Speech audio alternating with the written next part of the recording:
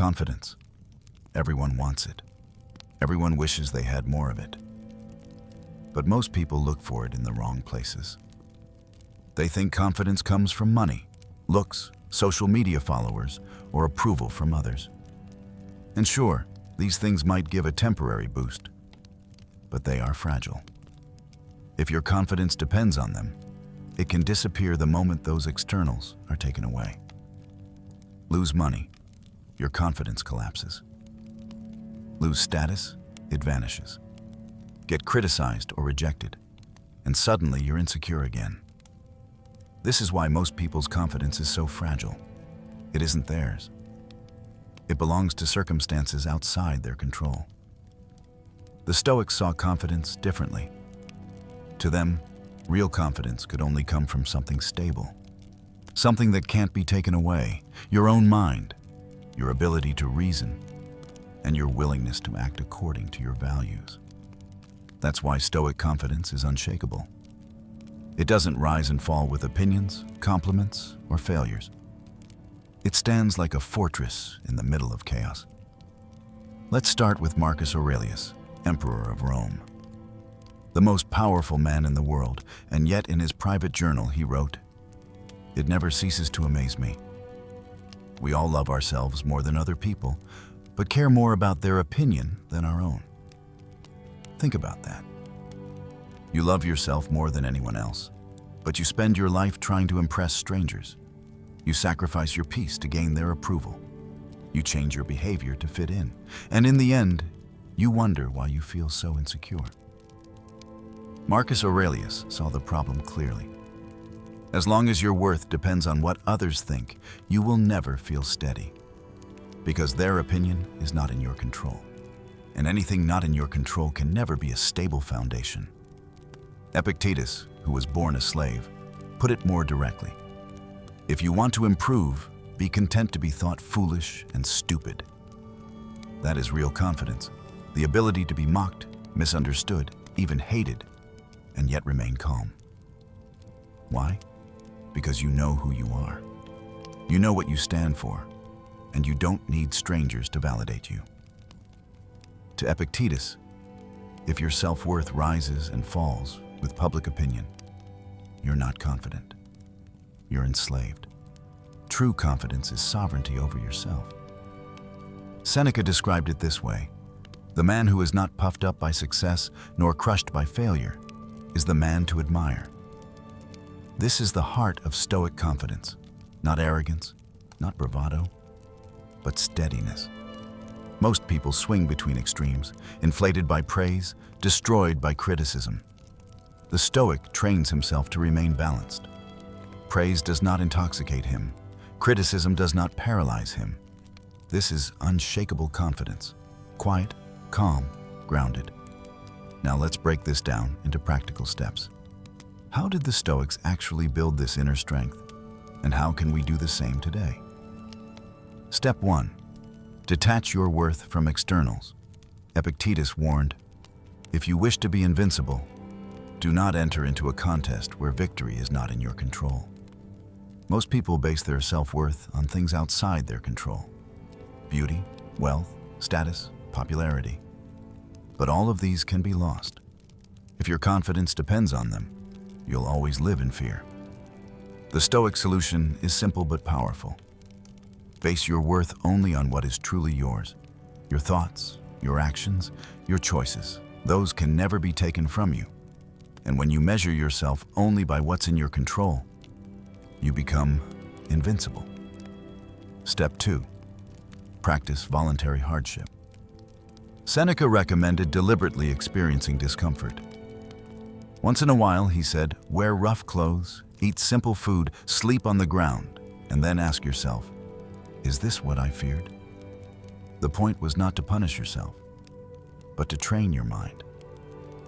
Because confidence comes from knowing you can survive without luxury, without comfort. Modern people are fragile because they're terrified of losing comfort. They panic if life gets hard. But if you've trained yourself to endure discomfort, you lose that fear. And when fear disappears, confidence grows. Imagine two men. One who has always depended on comfort and one who has practiced hardship. Who will remain steady when life gets tough? The answer is obvious. Resilience creates confidence. Step 3. Master your inner dialogue. Marcus Aurelius filled his meditations with reminders to himself. You have power over your mind, not outside events. Realize this, and you will find strength. Confidence begins with the voice in your head. For most people, that voice is their enemy. It tells them they're not good enough. It replays mistakes. It magnifies fears. The Stoic approach is different. You can't always control the first thought that enters your mind, but you can control whether you believe it. Epictetus said, "It's not what happens to you, but how you react to it that matters." Apply that to your own self-talk. Doubt may arise, but you don't have to obey it. Instead, respond with reason. Correct it. Train your mind to become your ally, not your critic. That's where confidence begins. Step 4. Rehearse worst-case scenarios. This Stoic practice, called negative visualization, is powerful. Imagine failure, rejection, even loss. Most people avoid these thoughts because they're painful. The Stoics embrace them. They believe that by imagining the worst, you take away its power. Seneca wrote, "He suffers more than necessary, who suffers before it is necessary." By rehearsing hardship in your mind, you realize it is survivable. And once you see that the worst is survivable, fear dissolves. Without fear, confidence becomes natural. Step 5. Live by a personal code. Marcus Aurelius wrote, "Waste no more time arguing what a good man should be. Be one." Confidence does not come from applause. It comes from integrity. When you live dishonorably, lying, cheating, betraying your values, you will always feel insecure, because deep down, you know you can't trust yourself. But when you act with integrity, when you live in alignment with your values, you gain a different kind of confidence. You don't need validation because you already respect yourself. That's the strongest foundation possible. Now, let's bring these lessons into modern life. Think about the workplace. Most people live in fear. Fear of criticism, fear of not being liked, fear of being overlooked. They hesitate, they shrink, they play small, but the Stoic doesn't. He focuses only on what he can control, his effort, his clarity, his honesty. Praise doesn't inflate him. Criticism doesn't break him. He remains steady. And ironically, this is what makes people respect him most. Real confidence attracts respect because people can sense it is not fake. Think about relationships. Most people enter relationships insecure. They beg for attention. They sacrifice their values to keep someone. They cling to people who treat them poorly. But the Stoic enters differently. He loves deeply, but he never loses himself. He does not beg. He does not chase. He remains whole with or without another person. That sovereignty is true confidence. And because of it, he is more attractive, not less. Think about social media. Millions of people tie their self-worth to likes and comments. One compliment makes them feel on top of the world.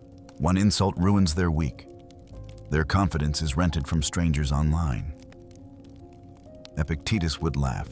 He would say, "If your worth depends on pixels on a screen, you don't have confidence at all. You're enslaved." True confidence is untouched by algorithms. It comes from within. This is the Stoic way. Build your confidence on what can't be taken away. Train yourself to endure hardship. Master your thoughts. Face your fears. Live with integrity. Let's go deeper into why Stoic confidence feels so rare today.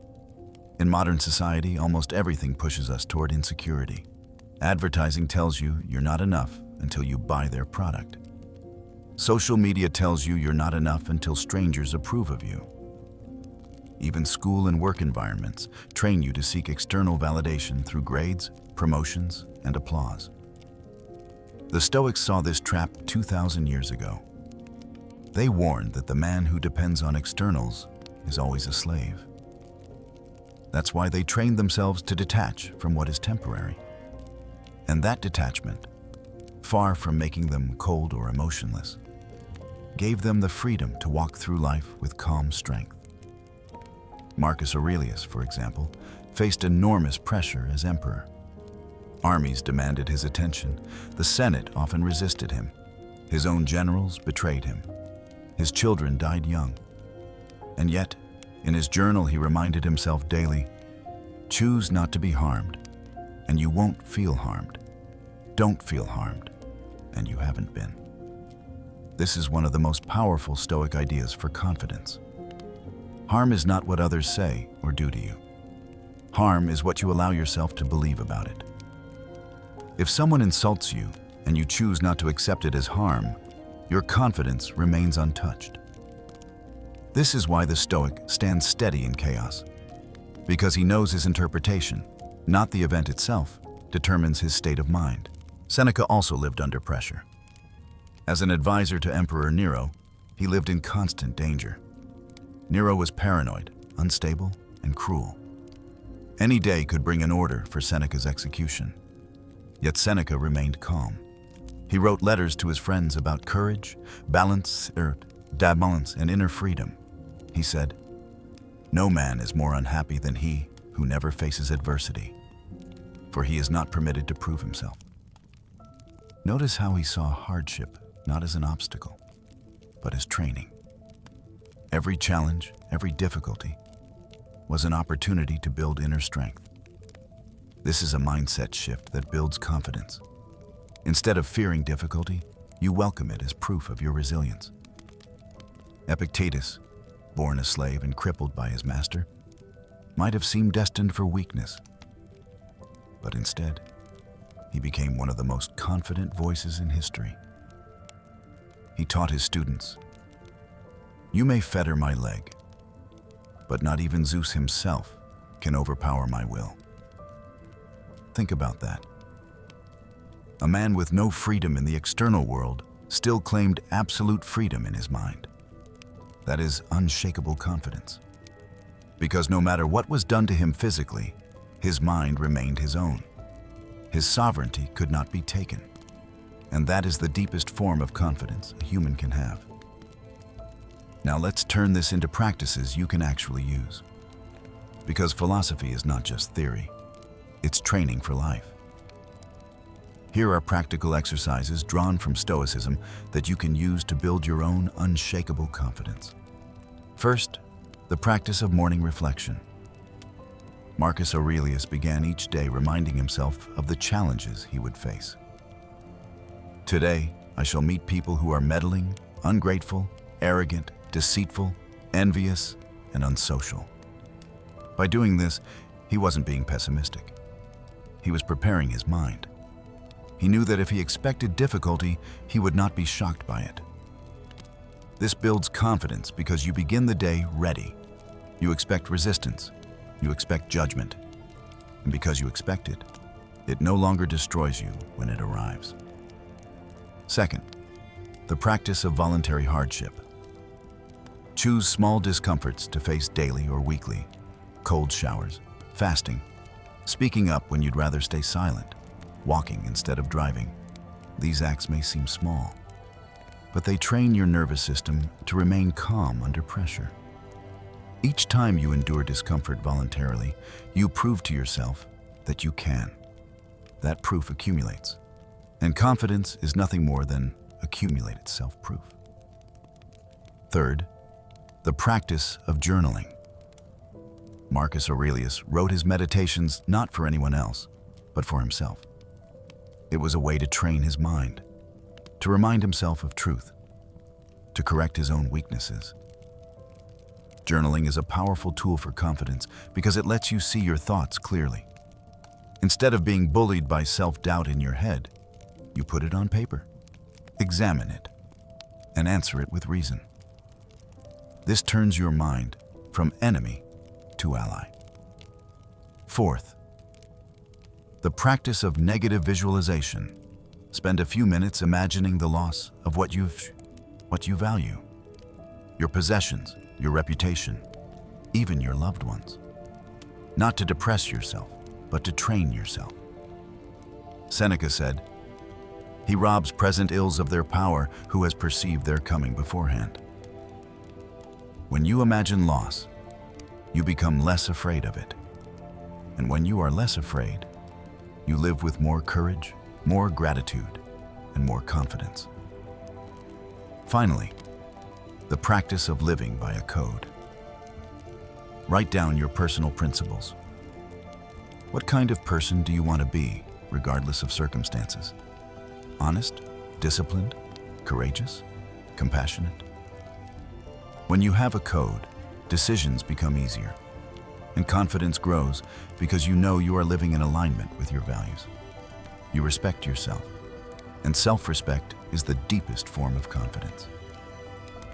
Now let's apply these lessons to everyday challenges. Imagine walking into a meeting at work. Most people are nervous, worried about saying the wrong thing, worried about judgment. The Stoic enters differently. He is prepared for the possibility of criticism. He knows it doesn't define him. He focuses only on what is in his control, speaking truthfully, clearly, with integrity. If others reject his ideas, he is not destroyed. If they accept them, he is not inflated. Either way, he stands steady. That is confidence. Imagine facing rejection in a relationship. Most people collapse, feeling unworthy, desperate for approval. The Stoic sees it differently. He reminds himself, "I cannot control another person's heart. I can only control my own actions. If I acted with honesty and care, then I have nothing to regret. If the other chooses to leave, that is outside my control. My worth does not depend on being chosen." And so he grieves, but he does not collapse. His confidence remains, because his self-worth never depended on someone else's acceptance in the first place. Imagine losing money, status, or success. Most people panic. They fear they are nothing without these things. But the Stoic has already practiced voluntary hardship. He has already reminded himself that he can live with less. He has trained his mind to see loss as survivable. And so, when loss comes, he is not destroyed. He adapts. He endures. His confidence is not shaken because it was never built on wealth to begin with. It was built on resilience. This is what makes Stoic confidence so rare and so powerful. It is not based on illusions. It is not dependent on things outside your control. It is built entirely within. And because of that, it cannot be taken away. Let's go even further. Because Stoic confidence isn't just about handling daily stress, or dealing with criticism at work, or surviving a breakup. It's about facing the deepest, darkest challenges of human life. Loss, betrayal, death itself. This is where most people's confidence crumbles. But for the Stoics, this was the ultimate test. If your confidence cannot endure suffering, it is not real confidence, and they built theirs precisely to survive the worst. Marcus Aurelius lost 8 of his children before they reached adulthood. Imagine the heartbreak, again and again, year after year. Most people would collapse under that weight. Marcus did not. He wrote, "Do not act as if you had 10,000 years to live. While you have life, while you have power, be good." His confidence came not from denying grief, but from accepting mortality. From realizing that death, loss, and pain are part of the human contract. Once you stop fearing them, you stop being controlled by them. And this creates a level of strength that is unshakable. Epictetus, crippled as a young man, had every reason to feel powerless. But instead he said, "You may fetter my leg, but not even Zeus himself can overpower my will." What he meant was clear. Confidence is sovereignty over your own mind. You can lose health, freedom, fortune, but as long as you command your thoughts, you remain unbroken. This is not theory. This is the mindset that allowed him, a slave, to rise into one of the most respected teachers in Rome. His body was chained, but his confidence was absolute. Seneca, forced by Nero to commit suicide, met death calmly. He slit his veins, and as he bled, he continued to comfort his friends, reminding them not to fear what is natural. This is the ultimate Stoic lesson: confidence that remains even in the face of death, because when you no longer fear the final test, nothing else can intimidate you. This is why Stoicism builds the strongest possible confidence. It trains you not just for life, but for death. Now think about modern life. You may not face emperors or slavery or forced suicide, but you will face hardship. You will lose loved ones. You will be betrayed. You will fail. The question is not if, but when. Most people live in denial, hoping hardship never comes. The Stoic does the opposite. He prepares for it. He rehearses it in his mind. He practices endurance in small ways every day. And because of that, when hardship arrives, he is not destroyed. He feels grief, yes. He feels pain, yes. But his core remains steady. His confidence is intact. That is the confidence you can build for yourself. Let's be clear. Stoic confidence is not arrogance. It is not swaggering into a room trying to dominate others. That is insecurity in disguise. Real confidence is quiet. It is calm. It does not need to shout. It does not need to prove itself. It simply stands. It is felt, not announced. When you meet someone like this, you sense it immediately. They are not shaken by your opinion. They do not beg for your approval. They are sovereign. That is magnetic. That is respect. And that is the kind of confidence the Stoics teach you to build. So, let's summarize the practices once more, but with emphasis on how they connect to confidence. Detach your worth from externals. Stop tying your self-esteem to wealth, looks, or approval. Anchor it only in your actions and your choices. That is unshakable. Practice voluntary hardship. Train yourself to endure discomfort. Lose the fear of losing. The less you fear discomfort, the more fearless you become. Master your inner dialogue. Train your mind to become your ally, not your enemy. Replace destructive self-talk with reasoned reminders. Marcus did it every morning. You can too. Rehearse worst-case scenarios. Face them in your mind before life forces them on you. By imagining loss, you weaken fear. By weakening fear, you strengthen courage. Live by a personal code. Define your values. Live by them, and respect yourself. When you respect yourself, no one can take that from you. Self-respect is the foundation of confidence.